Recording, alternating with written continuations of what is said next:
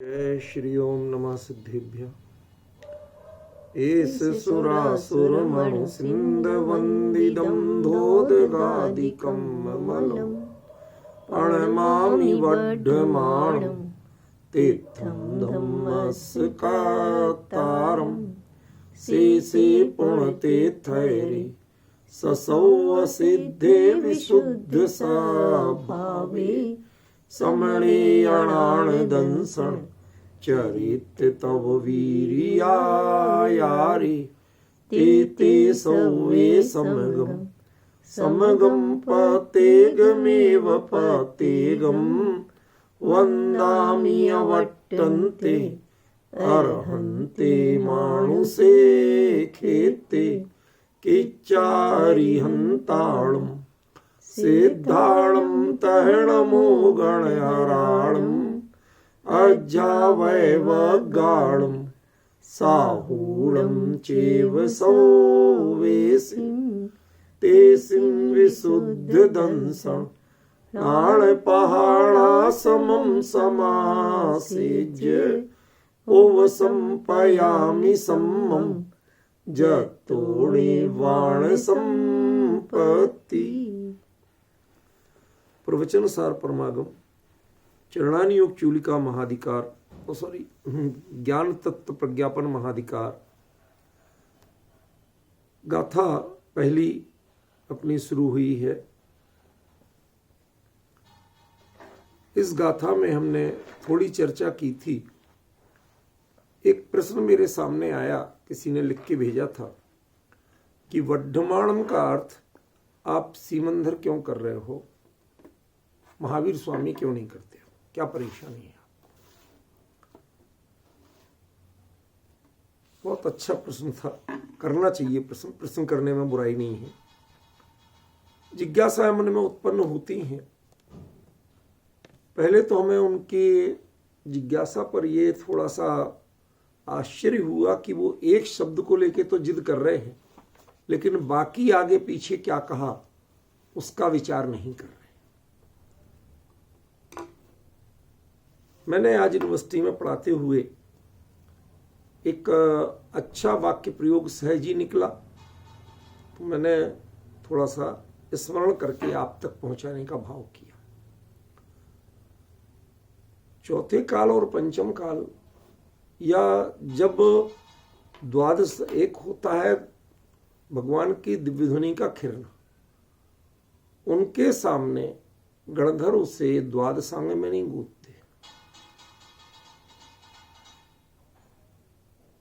वो तो जब ऐसा प्रसंग बनता है उनके चर्चा के बाद का, प्रवचन या दिव्य ध्वनि के बाद का, तब कदाचित वो उस रूप में परिणत करते भी हो तो वो लिखते कभी नहीं। वो तो श्रुत परंपरा से ही चलता है, उनकी नॉलेज में होता है। अब उनकी नॉलेज में तो जो द्वादशांग है उससे अनंत गुना आया था। तो पहला तो प्रश्न यही होता है कि जब आप अनंत गुना जानते थे तो आपने उसका अनंतवां भाग क्यों लिखा, या क्यों द्वादशांग में गूंथा?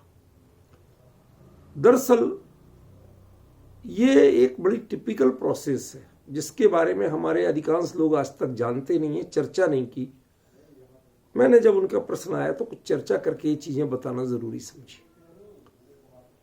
आपने कभी सोचा है कि कोई व्यक्ति अनंत गुना जानता हो और वह उसका मात्र अनंतवां भाग बताए? भाई केवली में और क्षोभसम ज्ञानियों में तो ये अंतर पड़ेगा, क्योंकि भाई तुम ग्रहण नहीं कर सकते, लेकिन गणधर स्वयं क्षोभसम ज्ञानी होते, वो केवली नहीं होते। तो क्षोभसम ज्ञानी का क्षोभसम ज्ञानी में ट्रांसमिट नहीं हो सके, ये बात तो समझ में नहीं आ रही, समझ गए ना? तो गणधर के अलावा अन्य कोई भी जीव, क्षोभसम ज्ञानी जीव, द्वादशांग से ज्यादा का पारायण कर ही नहीं सकता, ग्रहण कर ही नहीं सकता। इसलिए सामने वालों की क्षमता ध्यान रखते हुए वो मात्र द्वादशांग के रूप में करते। पॉइंट समझ में आया? एक एक करके हमें स्टेप बाय स्टेप समझना चाहिए, ठीक है?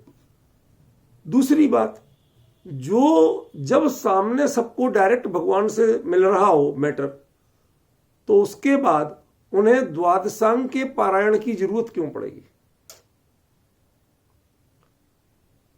भाई जिसके लिए सामने क्षीर सागर का जल खारा नहीं होता, इसलिए बता रहा हूं, जानबूझ के क्षीर सागर कह रहा हूं, जिसके सामने पूरा क्षीर सागर हो वो नल के पाइप का कनेक्शन करवाएगा घर में? जब जितना चाहे भर लो। ये नल के पाइप का कनेक्शन तो और उसका किराया मीटर के हिसाब से पेमेंट ये कौन करे? ये तो वो करे कि जिसके सामने इतना ना हो। तो जब साक्षात दिव्य ध्वनि जिनको रोज मिल रही है और अपने इतना साक्षात उत्तर मिल रहा है, हर जिज्ञासा का समाधान मिल रहा है, तो द्वादशांग की उस समय कोई जरूरत ही नहीं होती।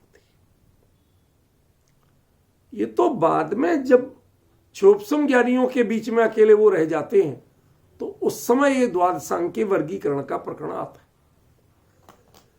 है। एक बात। दूसरी बात, द्वादशांग में और केवली के ज्ञान और उनको उपदेश में एक बड़ा भारी अंतर होता है।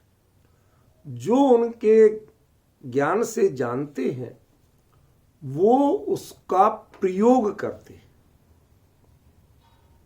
परिभाषा नहीं रटते। उनकी परिभाषा प्रयोग पर आधारित होती है, केवली परिभाषा बोलते नहीं। वो तो आपकी जो जिज्ञासा है उसका समाधान आपको मिल जाता है। उन्हें 6 द्रव्य 7 तत्व 9 पदार्थ की परिभाषाएं रटाने की जरूरत नहीं पड़ती। कुछ ऐसे रटाने लायक कोई चीज बताते ही नहीं। तो जो आपकी जिज्ञासा है उसका समाधान डायरेक्ट आपको प्राप्त होता है। ख्याल में? तो जब ऐसे मिलता है तो जो चतुर्थ काल है उसकी विशेषता क्या है? मुकेश जी अब ध्यान देना, मुद्दे की बात बोल रहा हूं। चतुर्थ काल की सबसे बड़ी विशेषता है कि वहां की परिभाषाएं प्रयोग पर आधारित होती। प्रयोग पहले, परिभाषा बाद में बनेगी। पंचम काल में वो तद्भव मोक्षगामी और ये सब चीजों का तो अभाव हो जाता है। तो जो परिभाषाएं रह गई, द्वादशांग की जो परिभाषाएं रह गई, उन परिभाषाओं से प्रयोग किए जाते। अब जो यदि बाई दबे उसमें नहीं मिल पाया, ज्यों का त्यों नहीं समझ पाए, समझ गए ना, तो क्या होगा? फिर आपकी प्रयोग की विधि अवरुद्ध हो जाती है। समझ गए? इसलिए एक बड़ा अंतर बता रहा हूं चतुर्थ काल और पंचम काल का। चतुर्थ काल जहां प्रयोग से परिभाषाएं बनती, पंचम काल जहां परिभाषाओं से प्रयोग किए जाते।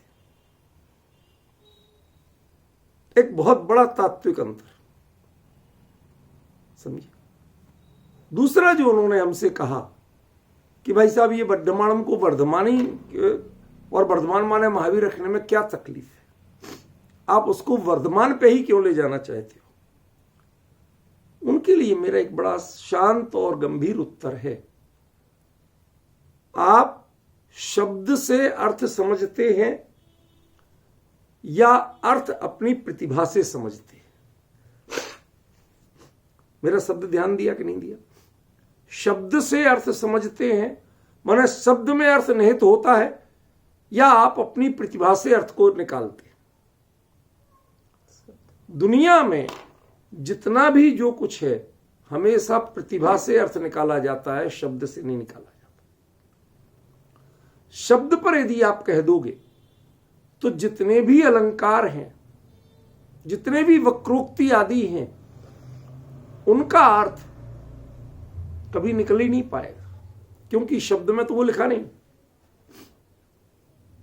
मैं आपको दृष्टांत दिया करता हूं, कभी कभी बच्चा परेशान कर रहा हूं, मैं कहां बैठूं, मुझे बैठने की जगह नहीं है, तो बाप कह दे मेरे सिर पे बैठ जा। बच्चा भी समझता है कि सिर पे बैठ जा माने मुझे परेशान मत कर। अब बताओ किस डिक्शनरी में लिखा है सिर पे बैठ जा का अर्थ मुझे परेशान मत कर? कौन सी डिक्शनरी इस शब्द का अर्थ ही बताती है?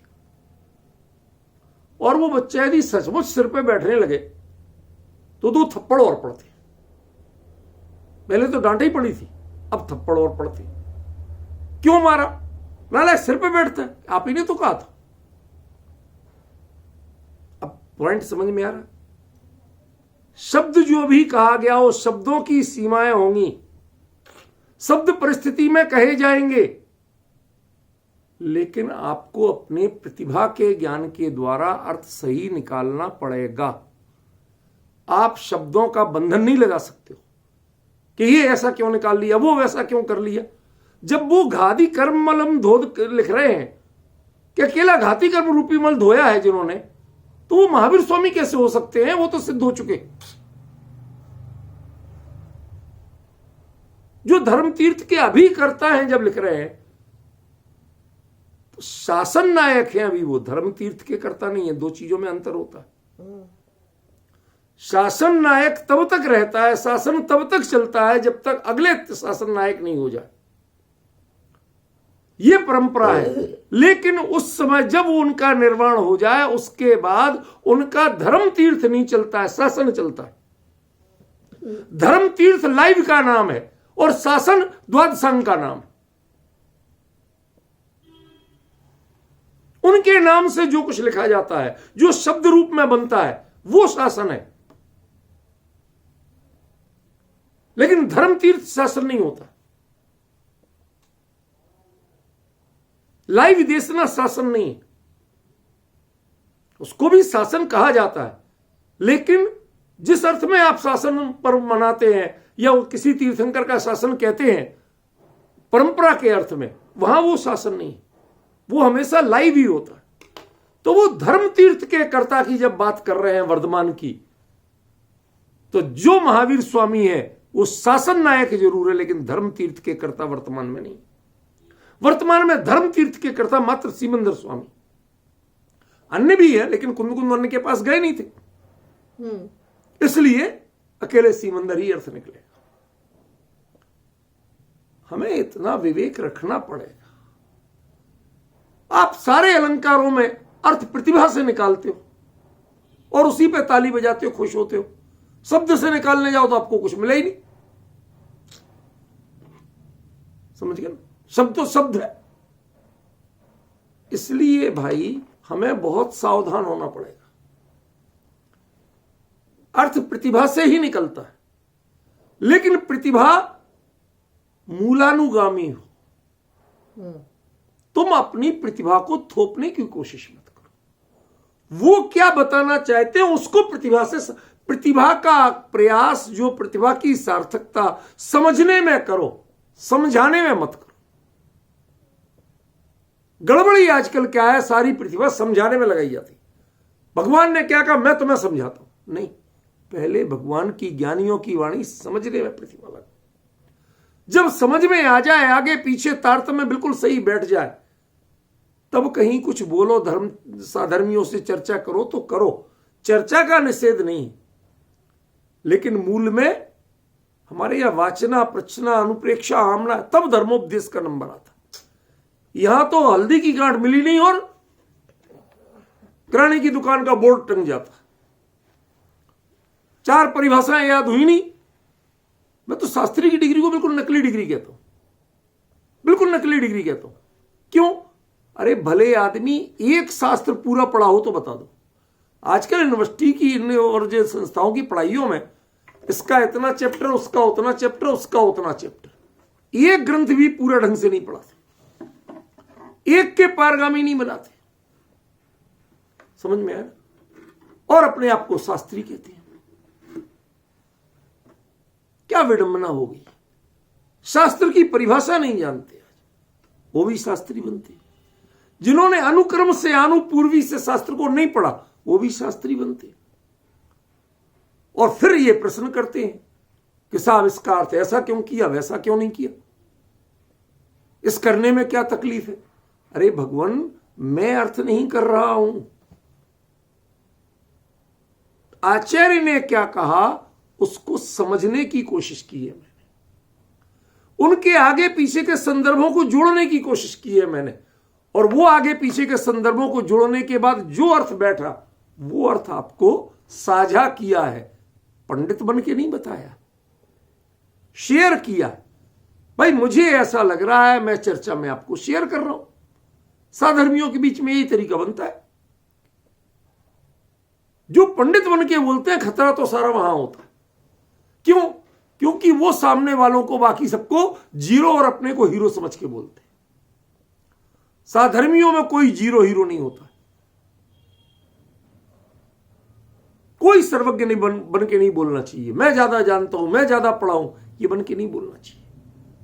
भाई मैं ये बात इतनी समझा, ये इस आधार पर समझा, आप विचार करो, हमें क्या ऐतराज है। आप बताइए, महावीर स्वामी धर्म तीर्थ के कर्ता हैं क्या? अभी शासन नायक है, धर्म तीर्थ के कर्ता नहीं। क्यों? उनका धर्म तीर्थ अभी प्रवर्तित ही नहीं। शासन प्रवर्तित है, धर्म तीर्थ प्रवर्तित नहीं। विपिन जी बात पूरी समझ रहे हो कि नहीं समझ रहे हो? आज तक ऐसे प्रयोग हमने बहुत किए थे, कभी इनमें अंतर किया था? बगल में रख के देखा था कि इन शब्दों में क्या अंतर पड़ रहा? शासन माने धर्म तीर्थ, धर्म तीर्थ माने शासन। करते थे कि नहीं करते थे? आज हम बारीकी से सोच रहे हैं तो पता चल रहा है कि आचार्य देव साफ साफ लिख रहे हैं कि मैं शासन नायक वर्तमान की बात नहीं कर रहा हूं। मैं जो वर्तमान में धर्म तीर्थ के कर्ता हैं, जिनके द्वारा धर्म तीर्थ का प्रवर्तन हो रहा है, जैसे आचार्य देव ने टीका में उसके लिए प्रवर्तमान शब्द दिया, इसमें नहीं दिया था मूल में, उन्होंने खुलासा करने के लिए दिया, जिनका धर्म तीर्थ अभी प्रवर्तमान है, भली भांति चल रहा है पूरे जोर शोर से। आप डिफरेंस समझिए। तो आप किसी की नहीं सुनेंगे। मैं ही आपको कमजोर पीठ वाला दिखाया कि दो धौल जमा जाओ कि तुमने कैसे अर्थ किया? यह कौन सा तरीका हुआ? यह कौन सा शिष्टाचार है? अरे भाई, मैं निराधार बात नहीं कर रहा, आचार्य के वचनों से बात कर रहा हूं। जब वो साफ साफ कह रहे हैं कि घाती कर्ममल को जिन्होंने धोया, अघाती कर्ममल जिनके बाकी, तो महावीर स्वामी पर कैसे लग जाएगा वो? पर हम तो जिद करेंगे, सब लगाएंगे। क्यों? क्योंकि हम नीचे लिख चुके हैं। ये क्या बात हुई? मैं कई बार कहता रहता हूं, गलती और कांटा, समझदार वही है जो निकालने में खुश हो और लगा रहने पे दुखी हो। जो निकालने पे ऐतराज करता, तुमने मेरा कांटा क्यों निकाल दिया? भाई बड़ा विचित्र आदमी है ये, सभ्य आदमी नहीं। मैंने तो कांटा निकाला, ऊपर से हम ही को गाली दे रहा है। उस शेर का कहानी हमने पढ़ी, उस शेर का किसी ने जंगल में कांटा निकाला था, सेही के कांटे उसके पंजे में घुस गए थे। वो भूखा शेर था 7 दिन का, उसके सामने वो आदमी भोजन के रूप में डाला।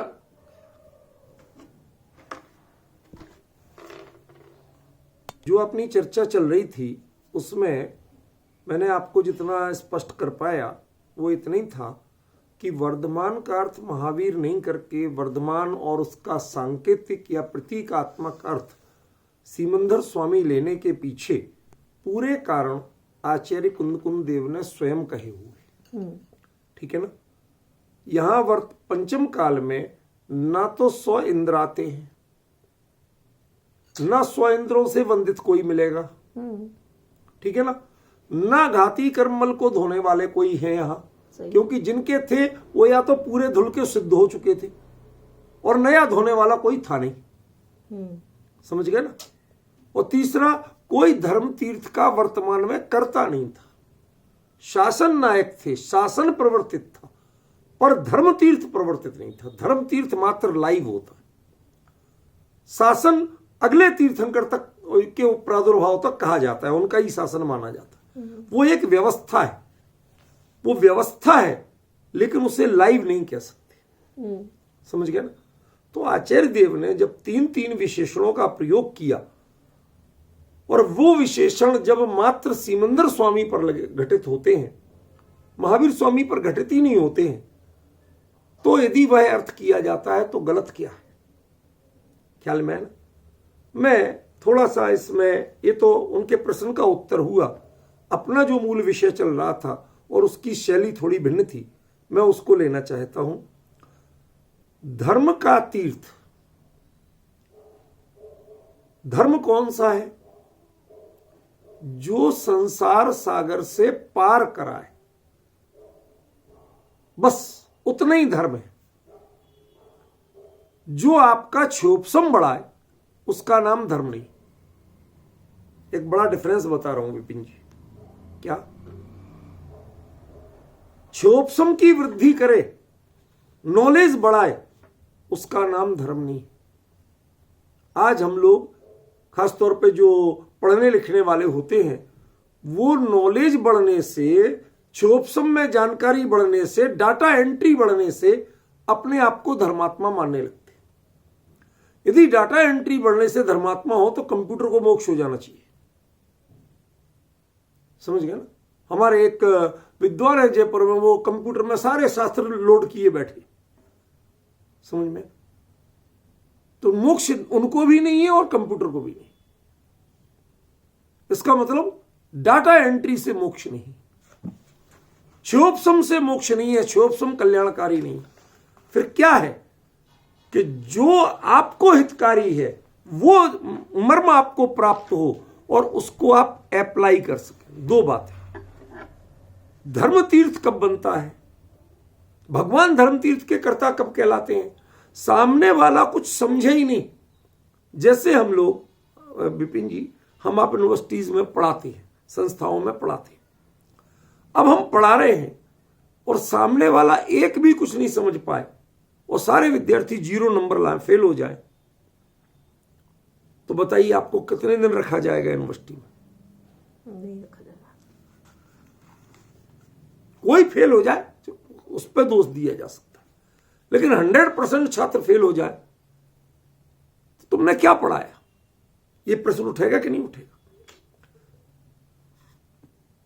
क्लास में जितना चाहे उत्तर बोल दे, परीक्षा में कुछ लिख के नहीं है तो।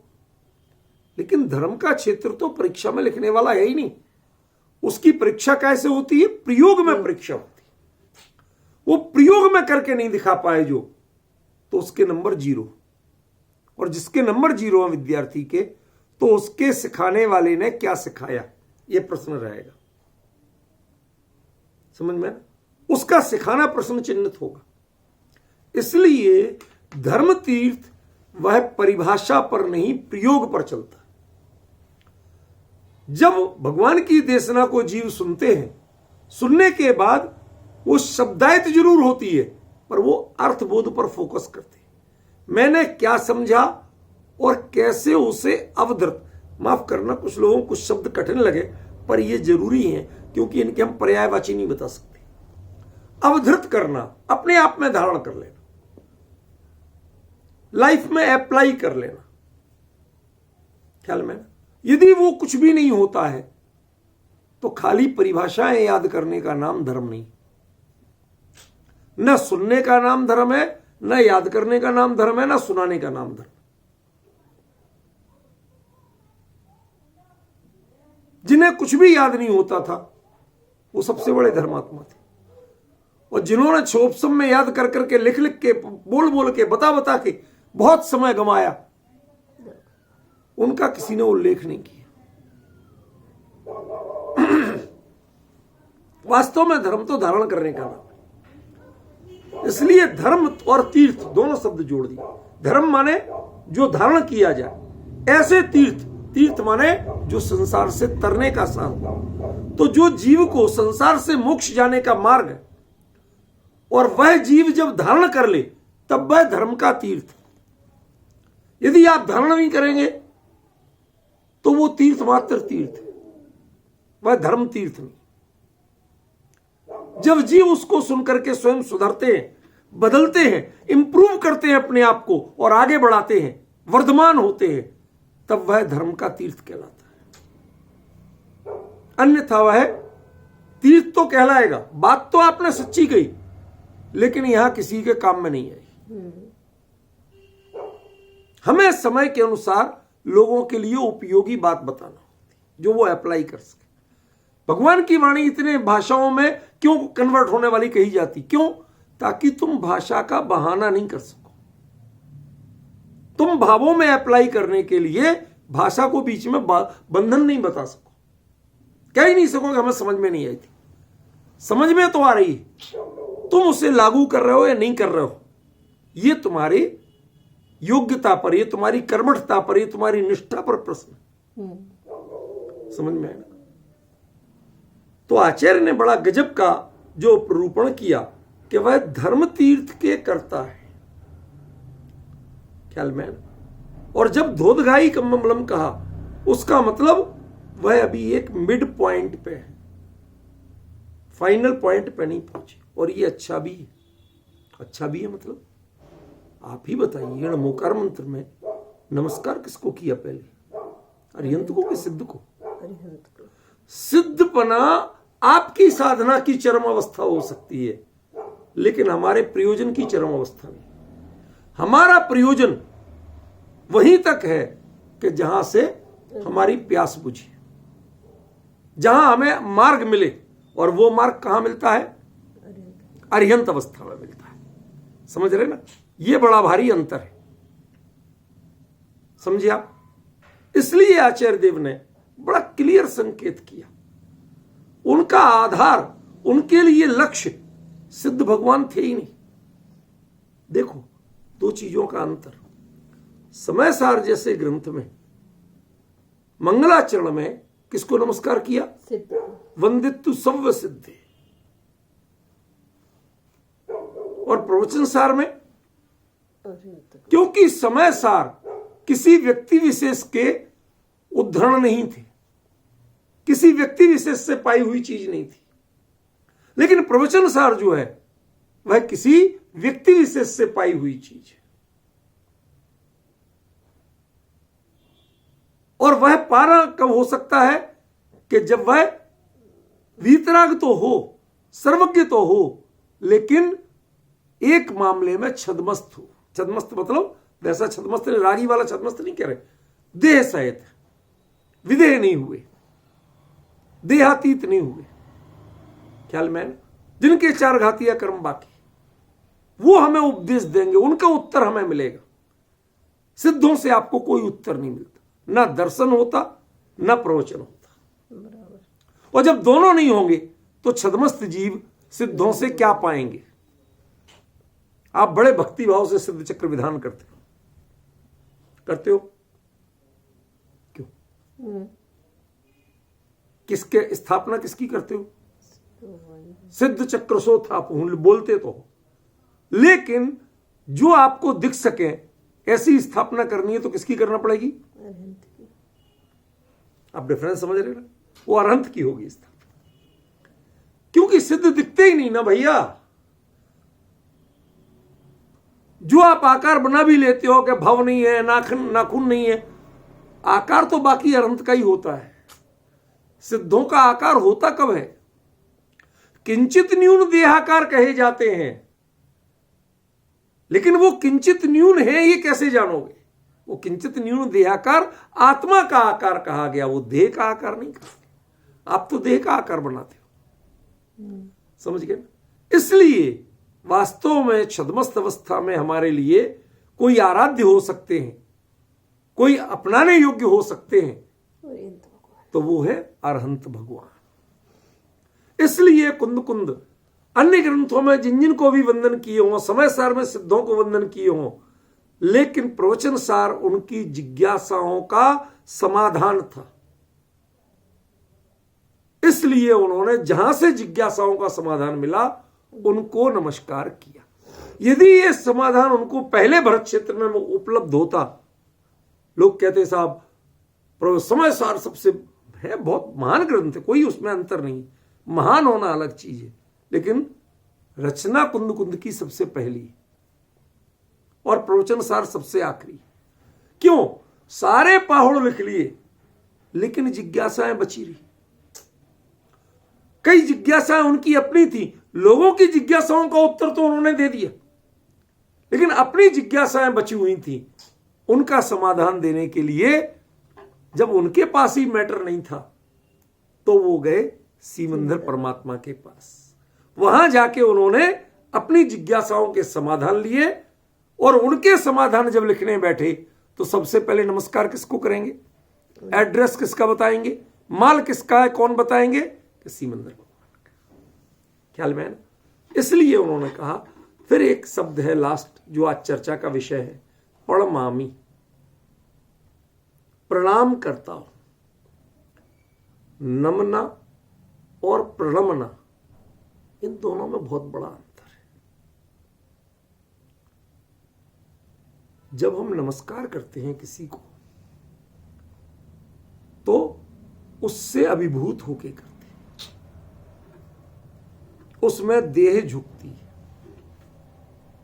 उसमें अन्य साधनों की जरूरत होती है, शिष्टाचार की जरूरत होती है।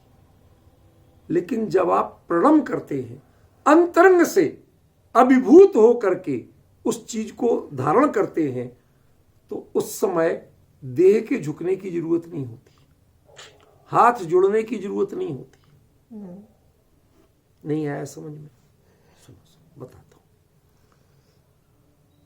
केवली के पादमूल में जब छायक सम्यक दर्शन जीव ग्रहण करता है, उस समय छायक सम्यक दर्शन प्रकट होने के काल में वह केवली को वंदन करता है कि नहीं करता है? कर ही नहीं सकता, क्योंकि वो अनुभूति की ही दशा होगी। छायक सम्यक तो कोई क्षोभसम की दशा नहीं, वो अनुभूति की दशा होगी, और अनुभूति की दिशा में कभी वंदन नहीं होगा। तो बताइए, केवली के पादमूल में हुआ ये श्रेय आपने कैसे दिया? मेरा प्रश्न समझ में आ रहा है कि नहीं आ रहा? भाई आप कहते हो ना कि छायक सम्यक दर्शन में केवली का पादमूल निमित्त है, केवली के पादमूल में छायक सम्यक दर्शन होता है, तो उस समय केवली के पादमूल ने क्या किया? पहले आपको समझना तो पड़ेगा। ये णमामि और प्रणमामि का अंतर बता रहा हूं मैं। णमामि में जब हम किसी के व्यक्तित्व को देख करके और वंदन करते हैं, नमस्कार करते हैं, जो जो क्रियाएं हैं वो सब करते हैं, सारा शिष्टाचार करते हैं, तब तक वो नमामि है। लेकिन जब उनकी बात को अपने अंतरंग में धारण करके आप संकल्पित होते हैं, दृढ़ संकल्पित होते हैं, और जो मार्ग उनसे प्राप्त हुआ उसको पूरी तरह से अप्लाई करके अंतरंग में दिखाते हैं, तब वो प्रणमामि होता है, तब वो नमामि नहीं होता। उसकी क्रिया, उसका वंदन, उसका कृतज्ञता ज्ञापन किसी को नहीं दिखता है, कहीं पिक्चराइज नहीं होता है, ना किसी फोटो में आता, ना किसी वीडियो में आता है। उसके अनुभव में और केवली के ज्ञान में आता है, तीसरे में नहीं आता। थोड़ा ध्यान से सुनो क्या कह रहा हूं। उस जीव के अनुभव में और केवली के ज्ञान में। क्यों? ये स्वयं अनुभव कर रहा है, इसलिए उसे पता है, उससे छुप नहीं सकता, उसका तो अपना पुरुषार्थ है। और केवली के ज्ञान से कोई चीज छुपी नहीं, इसलिए दो के ज्ञान में ही आता है, तीसरे के ज्ञान में वो विषय आता नहीं है। जब ज्ञान में नहीं आ सकता है तो ये वीडियो, फोटो, ये तो पौद्गलिक क्रियाएं हैं, इनमें कहां से आ जाएगा? समझ गए? जो आप देखते और दिखाते हैं वो सब नमामि की क्रियाएं हैं, प्रणमामि की क्रियाएं नहीं। प्रणमामि की क्रियाएं ना आप देख सकते ना दिखा सकते। प्रणमामि की क्रिया वह व्यक्ति स्वयं अनुभव कर सकता है और निरावरण ज्ञान उसको जान सकता है। विषय थोड़ा सूक्ष्म है, उसको जरा गंभीरता से लीजिए। नमामि में चरणों में झुका जाता है और प्रणमामि में आचरण में झुका जाता है। चरण आचरण, जो चरणों में झुकाता है वो नमामि, जो आचरण में झुकाता है वो प्रणमामि। ये जो प्र उपसर्ग जुड़ गया वो नमन को बहुत प्रकृष्ट बना देता है, महान बना देता है। फॉर द एग्जाम्पल एक छोटा सा समसामयिक दृष्टांत देता हूं। चुनाव का समय है इंडिया में कई जगह। यहां नेता आपके दरवाजे आता है, हाथ जोड़ता है, सो ठीक है, आप जो कहो वो करेंगे। ये नमामि, जनता अच्छी तरह जानती है कि ये अप्लाई नहीं करेगा। कहता तो है, करेगा धरेगा कुछ नहीं। समझ गया ना? आजकल हमारा स्वरूप बदल गया है। स्वरूप माने आत्मस्वरूप नहीं कह रहा हूं, चिंतन का, चर्चा का, सबका स्वरूप बदल गया। हम डिजिटाइज हो गए। डिजिटल माने जिसमें खुरापात तो हो लेकिन कहीं पौरुष नजर नहीं आए। पुराने जमाने में लोग डकैतियां डालते थे तो वो भी अपने मन में तैयार होते थे हौसले से, कहीं गोलियां भी चल सकती हैं, हमें भी लग सकती है, फिर भी हिम्मत करके जाते थे, चल के जाते थे, खुद भी गोलियां जो कुछ करते। मैं उनके समर्थन नहीं कर रहा हूं, मैं कुछ और बता रहा हूं। इतना सब करते थे, मेहनत करते थे, छीन के झपट के कुछ भी करके लाते थे, लेकिन उसमें कुछ एक्शन प्लान होता था। आज की डकैतियों में साइबर डकैतियां होती हैं, डिजिटल डकैतियां होती हैं। यहां से किसी का हैक किया, उसका पासवर्ड क्रैक किया, डाला, सारा पैसा आप में। मुझे आश्चर्य होता है कि जो बैंक लुटने के बाद आपके बैंक मोबाइल में मैसेज देते हैं, लुटने के पहले कोई नहीं देता। सारी व्यवस्था लुटने के बाद आपको हम बड़े मुस्तैद हैं, देखो सब बता दिया कि तुम्हारा अकाउंट खाली हो गया। अरे भले आदमी, वो सिस्टम क्यों नहीं बना पाया तुमने आज तक कि जो लुटने के पहले आपको अलर्ट करे, रोक सके? क्यों नहीं है आपके पास? यही अंतर है हमारी सोच का। हम शास्त्र पर आश्रित हो गए, अपने पुरुषार्थ पर आश्रित नहीं। इसलिए हमारे जीवन में नमन तो होता है, प्रणमन नहीं होता है। प्रणाम करने के लिए आपको अपने अंतरंग में उतरना पड़ेगा, उसको अपने जीवन में अप्लाई करना पड़ेगा। आचार्य कुंद कुंद संकल्प व्यक्त कर रहे हैं कि मैं उनको प्रणाम करके आया हूं और अभी भी प्रणाम कर रहा हूं। This is a determination. ये मेरा संकल्प है कि मैं इसे अपने जीवन में उतार के रहूंगा। तब तक इस चीज को छोड़ूंगा नहीं जब तक ये मेरे जीवन में पूरी तरह से अप्लाई नहीं हो जाता। इस संकल्प के साथ जो विनय होती है उसको प्रणाम कहती है। और इस संकल्प के बिना जो दिखावा किया जाता है, जिसे आजकल शिष्टाचार कहते हैं, फॉर्मेलिटी कहते हैं, उसको नमन कहते हैं। उसको प्रणाम और नाम, ये दोनों में बहुत बड़ा अंतर है। आचार्य कुंद कुंद ने जो शब्द दिया है, भगवान मैं आपको स्मरण कर रहा हूं, भरत क्षेत्र में आके भी आपको स्मरण कर रहा हूं, लेकिन ध्यान रखना मैं अब यहां आके नमस्कार की बात नहीं कर रहा हूं, यहां मैं प्रणाम की बात कर रहा हूं। वहां आपके सामने बारंबार नमस्कार किए क्योंकि आप सामने थे और उस शिष्टाचार का उल्लंघन मैं कर नहीं सकता था, वहां मैं नमस्कार करता रहा, लेकिन यहां आके प्रणाम कर रहा हूं। भगवान जो आपसे पाया है वो उसे जीवन में चरितार्थ करके ही मानूंगा। तब तक मैं रुकूंगा नहीं जब तक वो चरितार्थ नहीं हो जाए। इसीलिए न्यूनतम भव की बात आई, इसीलिए लोकांतिक देव की बात आई, इसीलिए तीसरे भव में मोक्ष की बात आई। ये वो प्रणाम की भावना थी जो आपको कहीं प्रमादी नहीं बनने देती। नमस्कार करने वाले अक्सर प्रमादी हो जाते हैं। हमने तो असाब अटेंडेंस लगा दी थी। क्या आजकल बड़ा विडंबनापूर्ण कार्य चलता है। अटेंडेंस, यस सर, नाम बोला, यस सर। इससे किसने जाना कि आपने सुना, आपने समझा? ये सुनने और समझने के लिए यस सर कौन बोलता है? नाम के आगे यस सर बोल देते हैं। इसी प्रकार हमारा जो नमन है ना, वो यस सर जैसा है, हाजिरी लगाने जैसा है। सुबह से जाते हैं भैया, हमने नियम बना रखा साहब, हमारा तो नियम है जब तक भगवान के दर्शन नहीं हो जाए हम तो पानी भी नहीं पीते। आप नमस्कार वाले हो, आप प्रणाम वाले नहीं। ये आपके जितनी शिष्टाचार है वो नमस्कार है, वो प्रणाम नहीं है। आपको सावधान कर रहा हूं, प्रतिक्रमण सूत्र में जितनी विधियां आती हैं वो सब नमस्कार तक सीमित है, प्रणाम में नहीं। उसके अंत में एक चीज होती है जब प्रणाम शुरू होता है, और वो प्रणाम है काओ सगम करो में हूं। फिर वो अपने में लीन होकर के जो पुरुषार्थ करता है, कायोत्सर्ग करता है, वो है प्रणाम की विधि।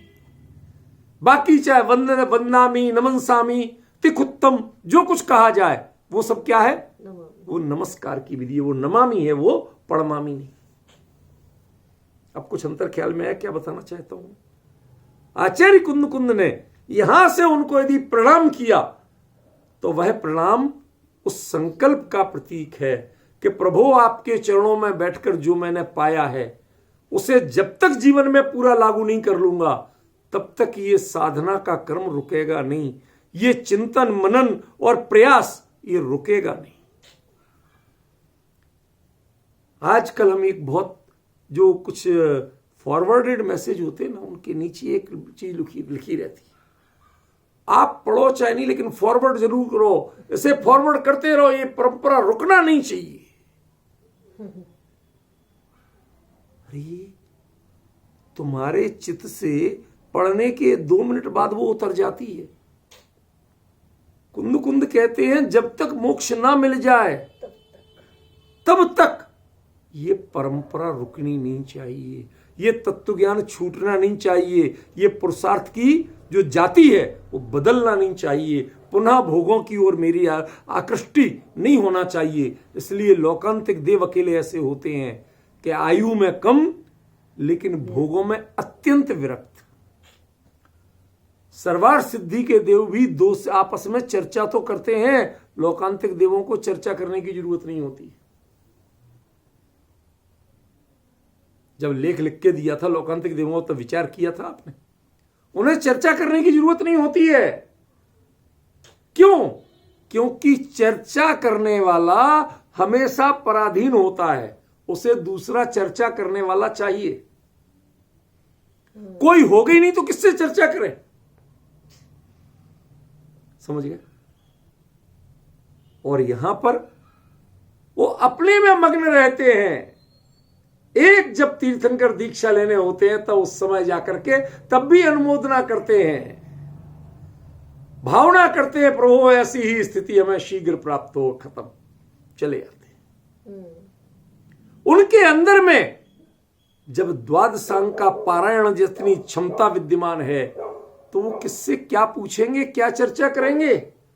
ध्यान रखना, देवों में लौकांतिक देवों के अलावा कोई भी द्वादशांग का पारगामी नहीं होता, अहमिंद्र भी नहीं होते सर्वार्थ सिद्धि के।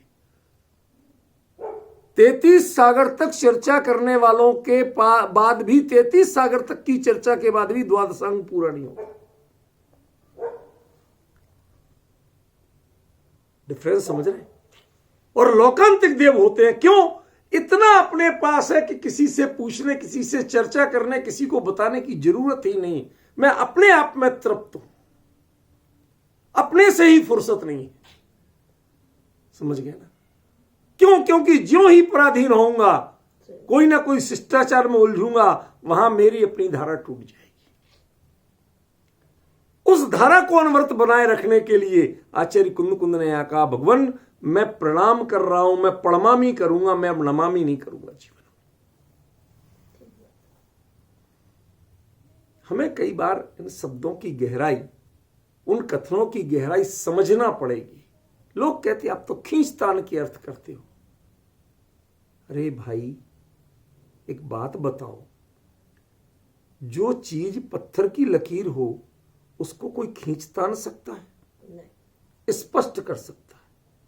यदि उस पर धूल चढ़ गई हो तो उसे धूल झाड़ के स्पष्ट किया जा सकता है।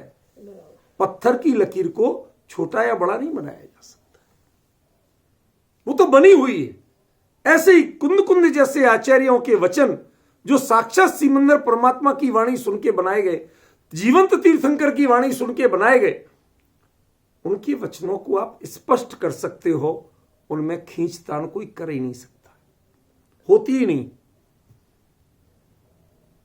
अमृतचंद्र आचार्य को याद रखो ऐसे में, जिन्होंने लिखा व्यवस्थिता मम्मति। अभी तक मैं बहुत लिख रहा था, अब मेरी मति व्यवस्थित हो गई, अब मुझे लिखने की, किसी को समझाने की जरूरत नहीं, किसी से समझने की जरूरत नहीं। अतो सकल मोह वाहिनी विजयाय बद्धा कक्षेयम। अब मैं दुनिया को समझाने के लिए नहीं चल रहा, मैंने किसी टीका लिखने के लिए कमर नहीं कसी है। बचा हुआ जितना मोह है उसको क्षय करने के लिए कमर कसी है। अब आप ये संकेत समझ रहे हैं, क्या संकेत है? ये जो भावना है, ये जो संकल्प है, ये संकल्प प्रणमामी का प्राण तत्व है। इसके लिए प्रणमामी का प्रयोग किया गया। समझ गए ना? आप कहते हैं नमामि कहते तो एक मात्रा का, अरे तुम अभी तक वही मात्राओं पे अटके पड़े, वो तो कहां से पूरी हो जाती पता ही नहीं चलता आपका। यहां तो आप समझने की कोशिश करो। समाओ शरण में साक्षात भगवान को नमामि होता है, और जब अंतरंग में उतरते के उस बात की पुष्टि करते हैं, उसकी वृद्धि करते हैं, तो वो प्रणमामी होता है। वहां पर भगवान की वाणी सुन सुन के उसको बहुत संकल्प से सुनी, दृढ़ता से सुनी, लेकिन जब भगवान सामने विराजमान है तो बारंबार नमस्कार का भाव होगा। लेकिन अब यहां भगवान नहीं है, नहीं दिख रहे हैं, कोई बात नहीं, लेकिन उनका अपने भावों में है ना, भावों से उनके संकल्प की पूर्ति की जाती है, तो उसे प्रणमामी बोलते हैं। यहां पर दिल्ली में रूपल बहन कई बार ऐसा होता है कि लोग बाग मुझे श्रद्धांजलि सभा उठावनी बोलते ना, उसमें बुला लेते हैं। तो मैं आजकल उसकी एक नई व्याख्या करता हूं, इससे मिलती हुई बात है, सो बता रहा हूं। मैं व्याख्या करता हूं कि आप लोग सारे जीवन आपके पिताजी जिन अच्छी बातों को कहते रहे, कितनी मानी कितनी नहीं मानी कोई गारंटी नहीं। पैर तो छुए आपने, आज्ञाकारी तो बने, लेकिन मानी इसकी गारंटी नहीं। हमने कहा आज ये तुम्हें आखिरी मौका है, उठावनी का मौका है, उठा लो, उस संकल्प को उठा लो, उस अच्छाई को उठा लो जो पूरे जीवन उनके जीवन से नहीं सीख पाए, आप नहीं अपना पाए। अब ये पैरों में झुकने का नंबर नहीं है, पैर तो गए। अब तो उनकी प्रेरणा पर झुकने का नंबर है, उनके गुणों में झुकने का नंबर है, उस संकल्प का नंबर है। उस संकल्प का नाम उठावनी है, ऐसा मैं बोलता हूं। समझ में? हमें हर चीज को थोड़ा सा उसके मूल अभिप्राय क्या होना चाहिए उस पर बोलना चाहिए, समझना और समझाना दोनों चाहिए। ख्याल में आचार्य देव ने यहां जो प्रणमामी कहा और उसके साथ में जो शब्द जोड़ा, आज तीसरा अर्थ बता रहा हूं बड्ढमाणम का, दो तो बता चुका हूं आपको। तीसरा अर्थ प्रणमामी बड्ढमाणम, अपनी गति भी वर्धमान रखेंगे। ये जो चरित्र यहां वर्धमान था जिससे रिद्धियां प्रकट हुई, वो वर्धमानपना मेरे काम का नहीं है, लेकिन मेरे कर्मों की क्षय की गति। ध्यान रखना, कर्मों में सबसे बड़ा खतरा क्या है? आप महीनों लग के जितना कम करोगे, सेकंडों में उससे ज्यादा बढ़ जाएगी। नहीं समझे? आप 8 दिन 10 दिन रोज पूजा पाठ, स्वाध्याय, धर्म, ध्यान, संयम, बड़े मर्यादित भोजन, सब कुछ व्रत आदि करके जितने कर्म नहीं मानते हो, व्रत पूरे होते ही आज पकवान बनाओ, ये बनाओ, आपकी वो लिप्साएं जो खुलती हैं एक दिन में, उससे कई गुना कर्म मान रहे तो जितने छोड़े नहीं थे। कर्मों की यही विशेषता, वह छूटते बहुत कंजूसी से हैं और बंधते बड़ी तेजी से। इसलिए कर्म ये क्षय होने की प्रक्रिया निरंतर चलती रहे, मैं निरंतर आगे बढ़ता रहूं। मेरा प्रणाम वही है कि मैं आपके मार्ग पे आगे बढ़ता रहूं। यदि मैं आपके मार्ग पे नहीं बढ़ पाया और रोज सुबह शाम ढोक दी, तो उसका नाम नमामि होगा, प्रणमामी नहीं होगा। कुंद कुंद ने वड्ढमाणम प्रणमामी कहा। आप भी वर्धमान हैं और मैं भी वर्धमान ही रह के बताऊंगा, रह के। ये वर्धमानपना नहीं घटने दूंगा। इसका मतलब रिद्धियों वाला वर्धमानपना नहीं, वो वर्धमान चारित्र नहीं है जो जिससे अकेली रिद्धियां प्रकट होती हैं। वर्धमान चारित्र वो है जो कर्मों की संख्या बढ़ने नहीं दे और निर्जरा का कर्म रुकने नहीं दे, उसका नाम वर्धमान है असली। अब मोक्ष कब होगा वो मुद्दा नहीं है, लेकिन जब भी होगा तब तक ये प्रक्रिया, ये परंपरा, मेरी ये प्रोसेस चलती रहेगी। इसका नाम है वड्ढमाणम पड़मामी। ये तीसरा अर्थ बता रहा हूं। मैं वर्धमान को नमस्कार कर रहा हूं। अपने जीवन में मैंने संकल्प लिया कि मैं वर्धमान होकर नमस्कार करूंगा, मैं हीयमान होकर नमस्कार नहीं करूंगा, मैं अवस्थित होकर नमस्कार नहीं करूंगा, मैं अनवस्थित होकर नमस्कार नहीं करूंगा। समझ गए ना? अपने जीवन को भी वर्धमान करके बताऊंगा। जो आज तक हमने आपके सामने नादानी दिखाई, शब्दों में बोला, देह से झुक के बताया, लेकिन संकल्प में जी के नहीं बताया, आज से मैं वो जी के बताऊंगा। जब तक मोक्ष नहीं हो जाता है तब तक ये परंपरा निरंतर बढ़ती रहेगी। मैं इसे घटने नहीं दूंगा। भले ही अविरत अवस्था आ जाए, लेकिन अविरत अवस्था में भी बहुत से कर्म खपाए जा सकते हैं, निर्जरा चालू रखी जा सकती है। नहीं होती तो चक्रवर्ती भरत को कुछ नहीं हुआ होता। अंतर मुहूर्त में वो दृष्टांत भले ही एक हो, लेकिन वो एक दृष्टांत सिद्धांत को समझाने के लिए पर्याप्त है। देखो, वो तो 96,000 रानियां, 6 खंड की विभूति, 14 रत्नों की सेवा। अरे गुलामी ही तो है। 14 रत्न का मालिक कहलाता है, होता असल में गुलाम है। क्यों? 14 रत्न जो है, एक एक रत्न की सेवा 1000-1000 देव करते हैं, और चक्रवर्ती की क्षमता एक देव बराबर भी नहीं है। तो जिनकी 1000-1000 देव सेवा करते हो, उनको यदि आप यूज करोगे तो क्या हालत होगी? आप तो उन्हीं की सेवा में लगे रहोगे। कितनी विडंबना है, कितनी विडंबना है, आप जरा सोचिए। उसके बावजूद उन्होंने कर्मों की क्षय की गति को कहीं रुकने नहीं दिया, अपनी वर्धमानता को कहीं रुकने नहीं दिया, अन्यथा अंतर मुहूर्त मात्र में कैसे केवली होते। तो जब ऐसी स्थिति में वो बढ़ सकते हैं, तो लौकांतिक देव की अवस्था में ये वृद्धि रुक जाए, वर्धमानपना रुक जाए, इसकी कोई संभावना नहीं, कोई आशंका नहीं है। आप वर्धमान होंगे, वो वर्धमान थे, आप भी वर्धमान होंगे, और हम भी संकल्प करते हैं कि हम भी वर्धमान बने, हम भी प्रणाम कर सकें। हम नमन तो करते हैं, लेकिन प्रणाम कर सकें, तब ये मंगलाचरण की पहली गाथा पूरी होगी। विशेष चर्चा करके